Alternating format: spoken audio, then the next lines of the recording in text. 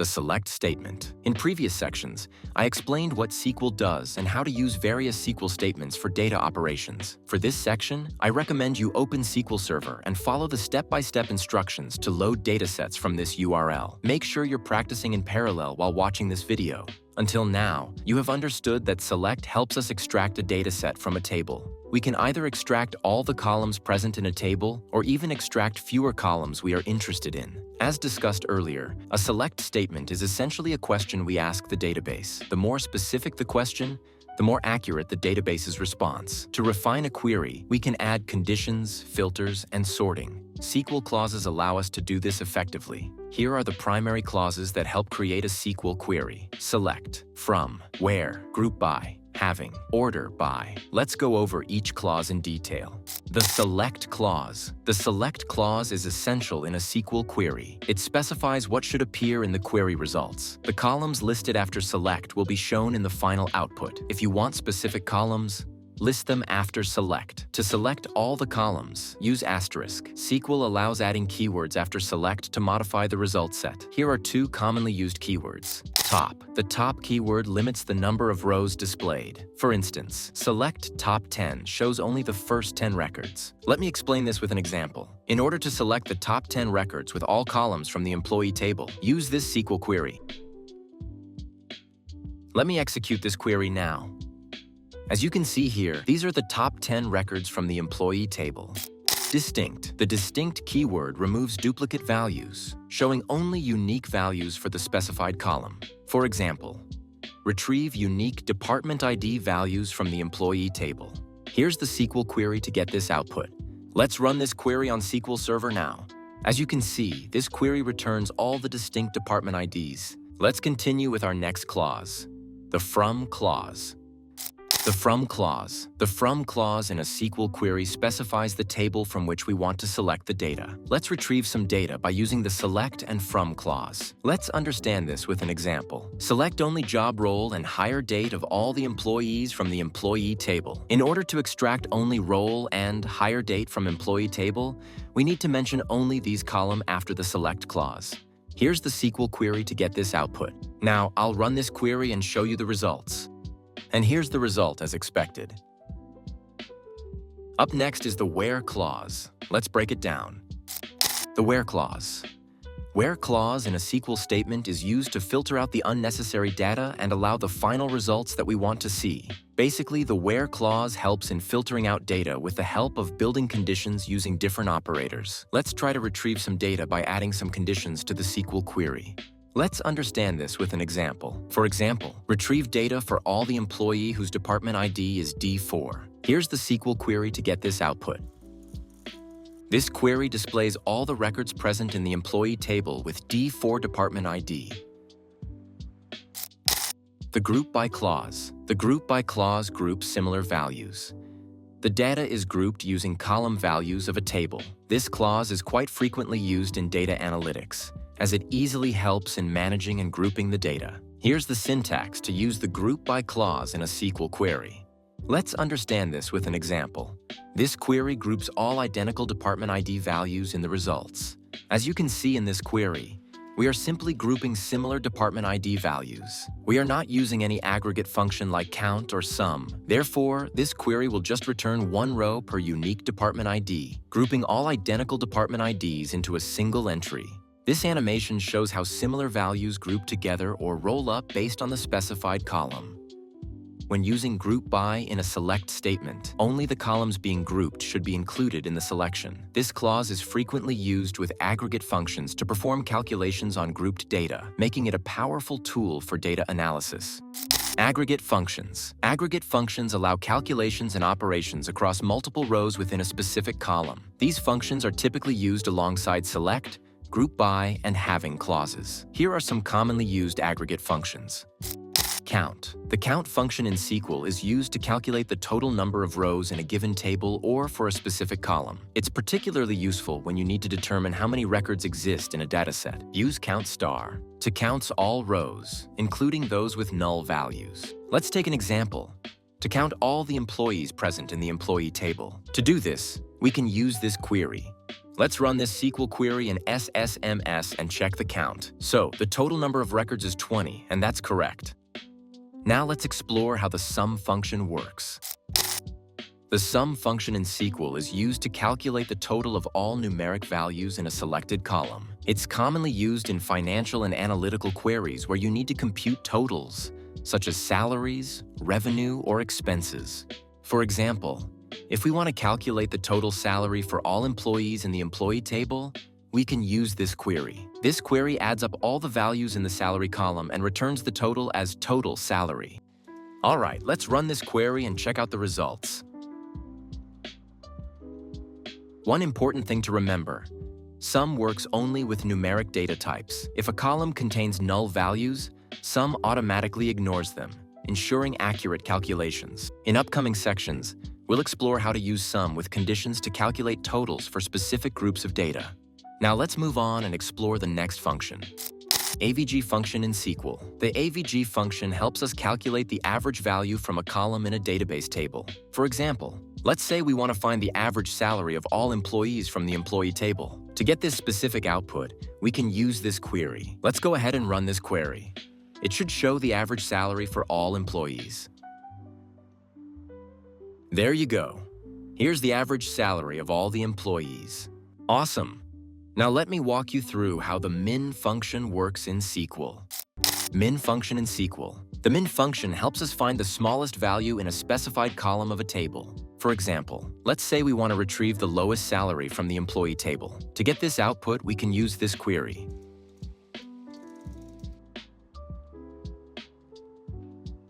Here's the result. This is the lowest salary present in the employee table. All right, let's move on to our next function, which is max. Max function in SQL. The max function helps us find the highest value in a specific column of a table. For example, if we want to retrieve the highest salary from the employee table, we can use this query. This query scans the salary column and returns the maximum salary labeled as highest salary. All right, let's run the query and see what we get.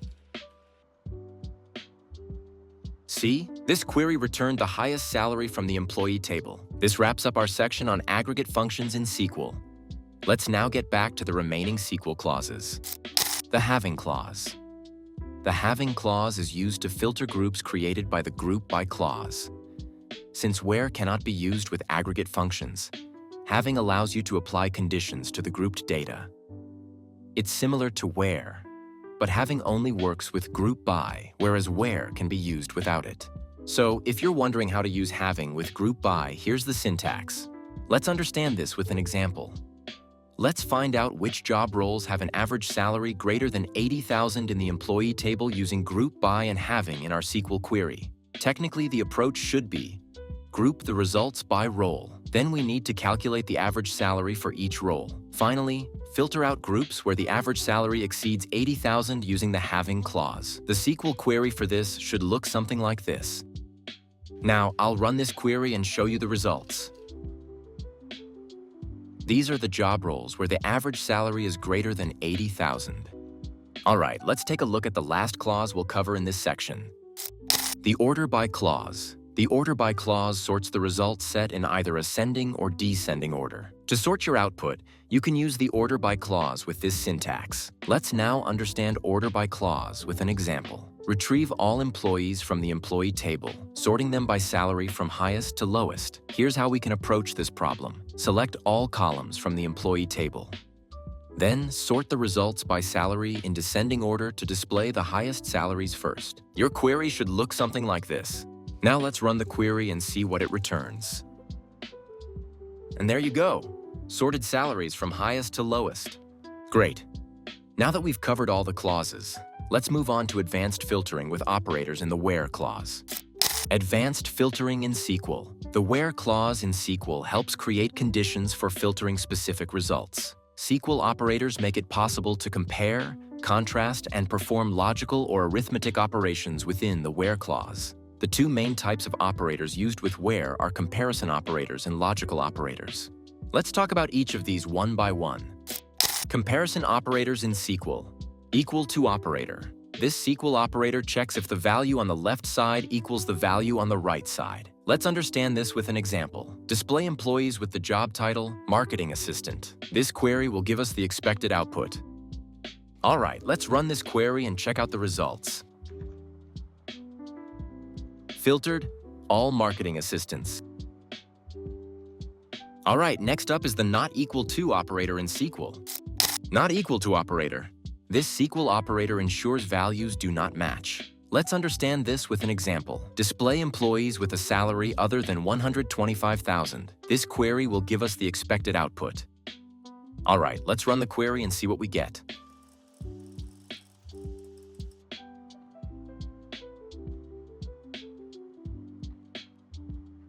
Filtered, salaries not equal to $125,000. Now on to our next operator. SQL less than operator displays data where values are less than the specified value. Let's understand this operator with an example. Display employees with a salary less than $125,000. This query will give us the expected output. All right, let's run this query and check out the results. Here are all the records with salaries less than $125,000. Let's continue with the next operator in our list. Greater than operator. This operator displays data where values are greater than the specified value. Let's understand this operator with an example. Display employees with a salary greater than $125,000. According to the requirement, this query provides the desired result. Okay, executing the query. Let's see the magic. These are the records with salary greater than $125,000. Now on to the next operator. Less than or equal to operator. This operator displays data where values are less than or equal to the specified value. Let's understand this operator with an example. Display employees with a salary less than or equal to $125,000. This query will give us the expected output. All right, let's run this query and check out the results. These are the employees that earn $125,000 or less. Let's continue with the next operator. Greater than or equal to operator. This operator displays data where values are greater than or equal to the specified value. Let's understand this operator with an example. Display employees with a salary greater than or equal to $125,000. This query will give us the expected output. Let's run this. And there you go. Employees with a salary greater than or equal to $125,000. These comparison operators are commonly used to set conditions in the where clause for specific data retrieval. Now let's move on to logical operators. Logical operators in SQL. Logical operators in SQL are used for Boolean operations, testing conditions to see if they return true, false, or unknown. If all conditions are met as specified by the logical operators, the result is true. Otherwise, it's false. SQL provides several logical operators. Here are the most common ones. AND operator. This SQL operator allows multiple conditions to be used together. Both conditions must be true for the overall result to be true. Here's the syntax for AND operator. Let's understand this operator with an example. Retrieve employees with a date of birth after 1973-11-12 and salary greater than $100,000. Here's the query to get the desired output. All right, let's run this query and check out the results.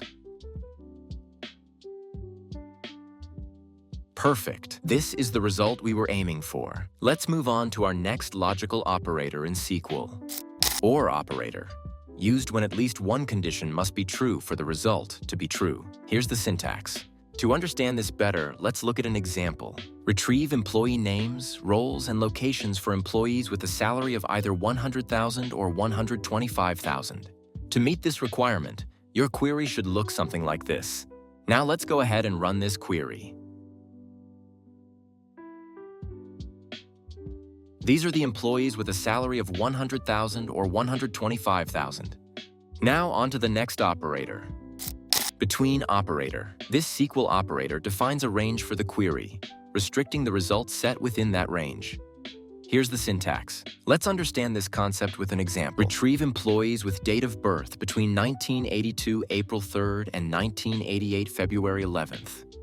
Here's how you should structure your query to get the desired result.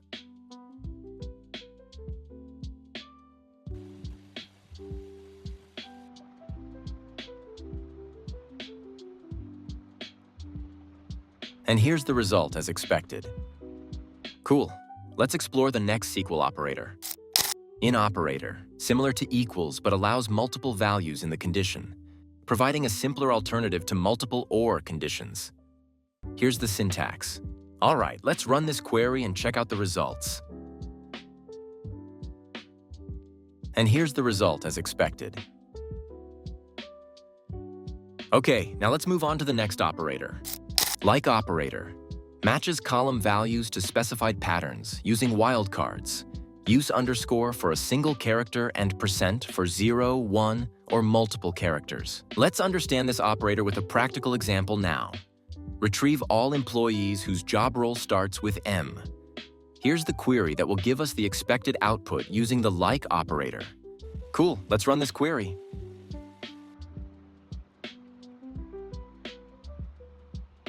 Magic. Here are all employees whose job role starts with M. To finish off, here's the final SQL operator we'll cover in this lesson. Not operator. This SQL operator returns the opposite result of a condition.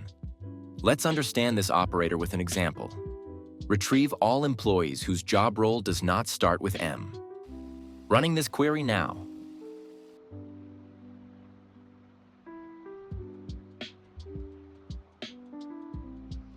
So, we got all employees whose job role does not start with M. Awesome! That wraps up this section, and the course too. I hope you liked the lesson and got a good grasp of the basics. And if you've got the simple SQL book, now's a great time to revisit it. The hands-on questions really help solidify these concepts. Thanks for being part of this session. Wishing you all the best as you continue your SQL learning journey.